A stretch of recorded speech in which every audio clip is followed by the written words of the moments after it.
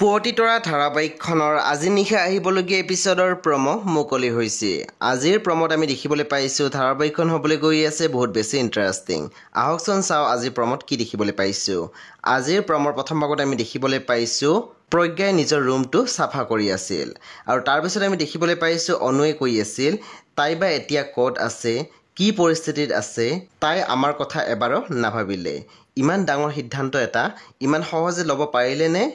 তাৰপিছত আমি প্ৰমোত দেখিবলৈ পাইছোঁ বেদৈ কান্দি কান্দি ৰত্নৰ আগত কৈ আছিল মোৰ নিচিনা ল'ৰা এটা জীয়াই থাকি একো লাভ নাই। মই নিজৰ ভণ্টিকে সুৰক্ষা দিব নোৱাৰিলোঁ, বেলেগক কি দিম। তাৰপিছত আমি প্ৰমোত দেখিবলৈ পাইছোঁ প্ৰিয়মক দেউতাকে কৈ আছিল তই কথাবোৰ এনেকৈ কৈছ যে কিয়? বিন্দু তোৰ বান্ধৱী, তাই এনেকুৱা এটা ঘটনা ঘটিছে, তোৰ মনটো অকণো বেয়া লগা নাই? সেই বন্ধু বান্ধৱীসকল আজি নিশা 9 বজাত ৰং টিভিত আহিবলগীয়া পুৱতি তৰা ধাৰাবাহিকখন খুবেই বেছি ইণ্টাৰেষ্টিং হ'বলৈ গৈ আছে। সেয়ে আপোনালোকে চাবলৈ একেবাৰে নাপাহৰিব।